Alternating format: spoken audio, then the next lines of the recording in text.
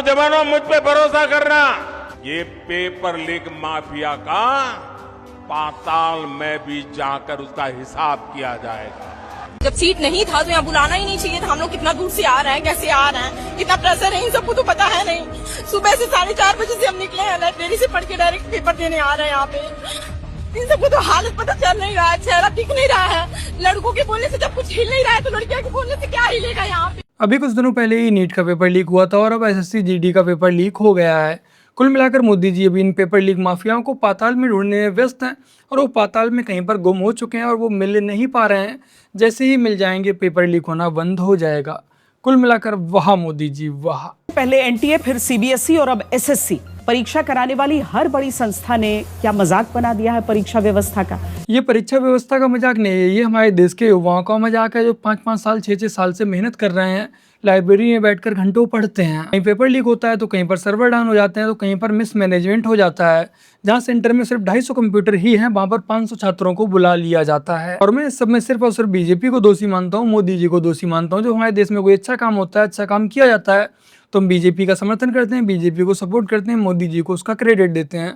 लेकिन जब exam leak हो रहा है तो भाई उसका क्रेडिट भी मोदी जी को ही जाएगा। हिंदुस्तान के जेन ज़ी जो हैं और युवा हैं उनको हम क्लियरली दिखा देंगे कि नरेंद्र मोदी चुनाव चोरी करके प्रधानमंत्री बना है, बीजेपी चुनाव चोरी करती है। क्लियरली बता देंगे, कोई डाउट नहीं होगा। Thank you.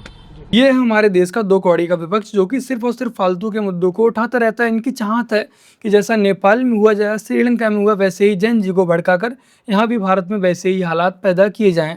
जो जेन्युइन टॉपिक होते हैं उन पर ये बात नहीं करते हैं।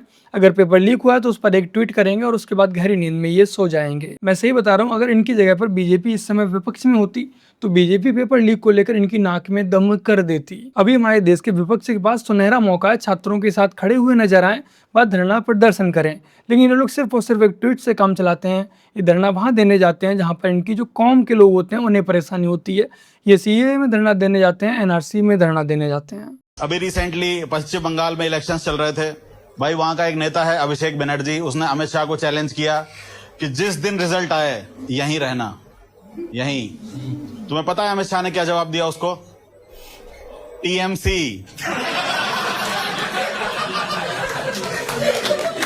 और भक अलग से लगाया था, भक टीएमसी। सत्ता हाथ से जाते ही टीएमसी के घंटे के जैसी हालत हो गई है। कोई भी आ रहा है बजाकर चला जा रहा है।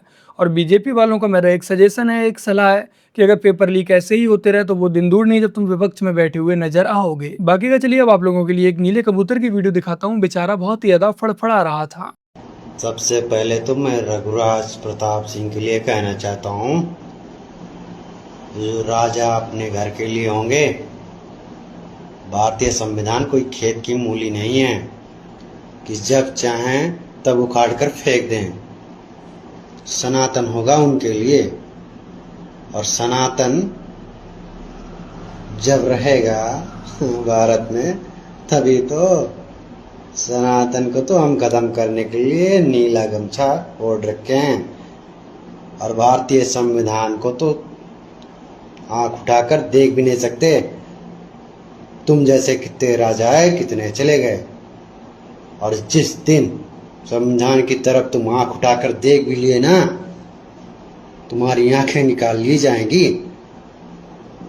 भारतीय संविधान जिंदाबाद था और जिंदाबाद। राजा भैया ने संविधान को बताया अगर ऐसे कि संविधान को उखाड़ के फेंक दिया जाएगा, तो मैंने उनके विपक्ष में बनाया वीडियो। क्या बनाया था? कि जो है अगर संविधान नहीं रहा तो फिर सनातन भी नहीं रहेगा। उसके बारे में समझे उन्होंने क्या कहा था कि ऐसे ही बोल दिए तुम? ठीक है, मैंने जो भी कहा है मैं गलती मांग रहा हूँ भैया, अगली बार से ऐसी गलती नहीं है। अगर हुई तो नहीं होगी, कभी नहीं होगी तो नहीं। संविधान के बारे में उन्होंने कहा, हमसे समझने में थोड़ी गलती हुई, लेकिन हमने सनातन को जो भी कहा है उसको एक्सेप्ट कर रहे हैं, हम गलती करेंगे नहीं। इसीलिए कहते हैं कि औकात से ज़्यादा नहीं भौंकना चाहिए। राजा भैया ने जो कहा था वो सही कहा था, फैक्ट के आधार पर कहा था। उन्होंने ये कहा था कि जब तक इस देश में हिंदू हैं, जब तक इस देश में सनातन है, तब तक ही संविधान सुरक्षित है। जिस दिन हिंदू इस देश से विलुप्त हो जाएंगे, यानी कि जनसंख्या में कम हो जाएंगे और मुसलमानों की जनसंख्या ज़्यादा हो जाएगी, वो बहुसंख्यक हो जाएंगे, उसी दिन संविधान में वो लोग अपना सरिया डाल देंगे। बाकी का चलिए अब आप लोगों के लिए एक वीडियो क्लिप दिखाता हूँ। वीडियो दिखाने से पहले मैं आप लोगों को वार्निंग दे दूँ कि वीडियो देखते समय आपको वोमिटिंग हो सकती है, तो कृपया अपने रिस्क पर देखिएगा। यार मैं बाहर धूप में बैठी थी और मुझे रियलाइज हुआ कि ये जो लोग बोल रहे हैं कि ऑनलाइन पिटिशन साइन करो, हम लोगों का इस्तीफा लेंगे, यहाँ पे एक्चुअल में लोग हैं जो तपती धूप में 45 डिग्री में लाठियां खा रहे हैं, पानी गिरवा रहे हैं, लड़ रहे हैं, आवाज उठा रहे हैं, और फिर लोग बोलते हैं कि भैया ऑपोजिशन करता क्या है। मैं 5 मिनट बैठी हूँ बाहर, मेरा खून सूख गया है। और जो बेचारे पता नहीं कितने दिनों से कॉन्टिन्यूसली ये काम कर रहे हैं, उनके बारे में तो कोई बात ही नहीं। बट हे, यूथ की वॉइस तो कांग्रेस जनता पार्टी हो गई ना, वो लोग थोड़ी जो एक्चुअली जमीन पे जाके काम कर रहे हैं। दो किस रेंटिंग बोला के जो फॉलोवर्स उन्हें बताना चाहूंगा कि ये तुम सबका सिर्फ और सिर्फ बेवकूफ ही बना रही है, काट ही रही है। देखो इनके जैसे लोग किसी के भी नहीं होते, ये लोग सिर्फ और सिर्फ अपना फायदा देखते हैं, ये लोग पैसा देखते हैं। अगर लेफ्ट वालों की नज़रों से देखा जाए तो कांग्रेस जनता पार्टी बहुत ही अच्छा काम कर रही है, जन जीवा युवाओं को जगा रही है। तो ये भी लेफ्ट वाली ही विचारधारा की है, बट उसके बावजूद भी ये तुम्हारी ही कांग्रेस जनता पार्टी को खोखला करने पर लगी हुई है, और सिर्फ इसलिए क्योंकि कांग्रेस जनता पार्टी के इंस्टाग्राम अकाउंट से इसके इंस्टाग्राम को प्रमोट नहीं किया जा रहा। ये सब ताली क्यों मार रहे हैं? ये सब ताली क्यों मार रहे हैं? आजादी किस चीज से आजादी, मेरे को बता सकते हो आप? और आपने साड़ी क्यों पहनी है? बहुत पक्को, मैंने क्या किया? आप दूर जाइए हमसे। अरे मैंने आपको नहीं बोला। अरे अनिरुद्ध चार्य, अनिरुद्ध चार्य बाबा, पुग्गी बाबा नहीं है? नहीं, ये वो नहीं है? नहीं पूरे लग नहीं रहे थे? नहीं नहीं सर, ये जो सारे ये गे लोग हैं, आप उनके बारे में क्या सोचते हो? क्या ये जो सारे गे लोग हैं उनके बारे में क्या सोचते हो? हमें क्या पता गे है क्या है, हमको नहीं पता भाई। अब उंगली बराबर नहीं है, हम लोग इस पे कोई कमेंट नहीं कर सकते। इन फ्यूचर अगर आपका बच्चा बोले कि मैं गे हूँ तो फिर आपका क्या रिएक्शन रहेगा?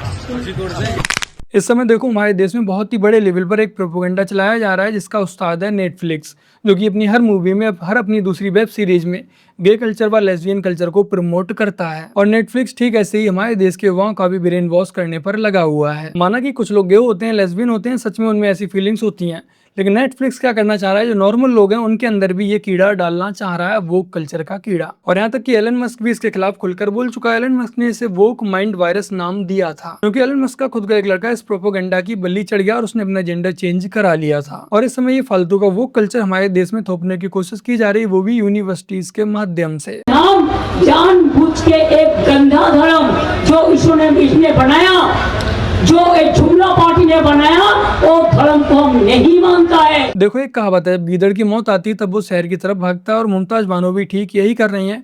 इनकी जो बच्ची कुची साक है, इसे भी वो मिट्टी में मिलाने पर लगी हुई हैं। ये सब बांग्लादेशी है, इसको ले लेना चाहिए, लेकिन ये लोग को, पुलिस को हम लोग बता दिया, जेल में भेजने का जरूरत नहीं है। देश के रुपया में खाना खाएगा, कपड़ा देगा, मेडिसिन देगा, एक दामाद है ये लोग।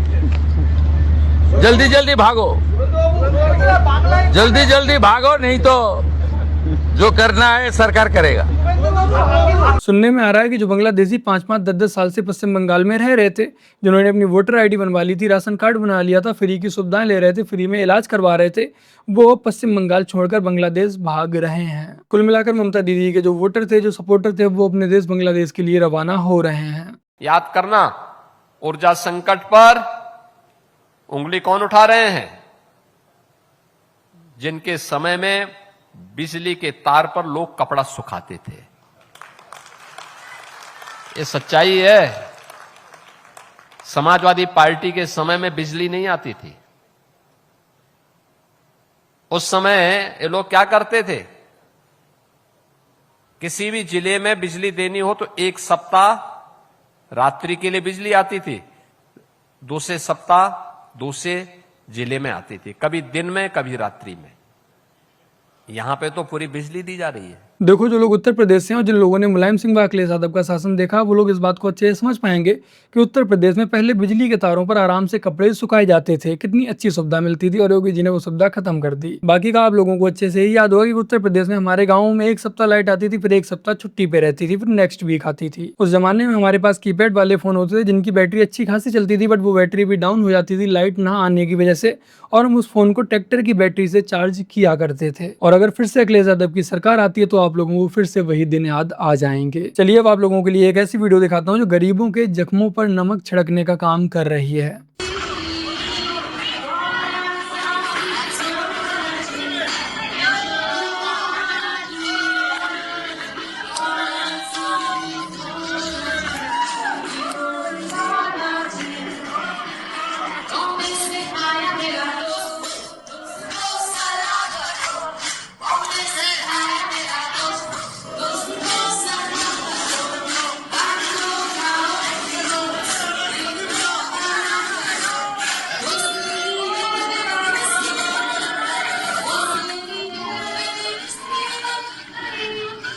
उन्नीस मई 2024 को पुणे में एक रईस बाप की बिगड़ी हुई औलाद नशे में अपनी पोस्ट कार से 2 IIT इंजीनियर्स को ठोंक देती है, जिनकी मौके पर ही मौत हो जाती है।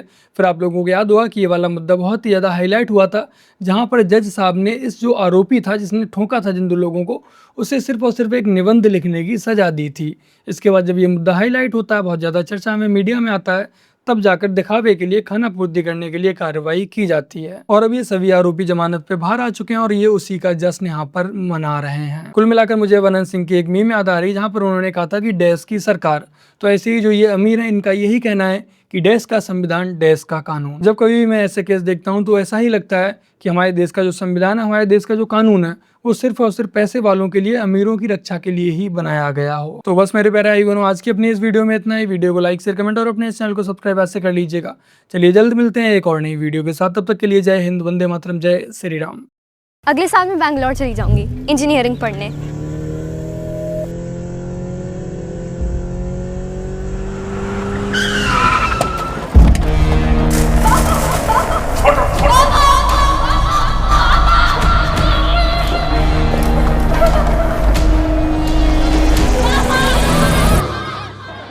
में फांसी दी जाएगी? 3 लड़के हैं, गलती हो जाती है।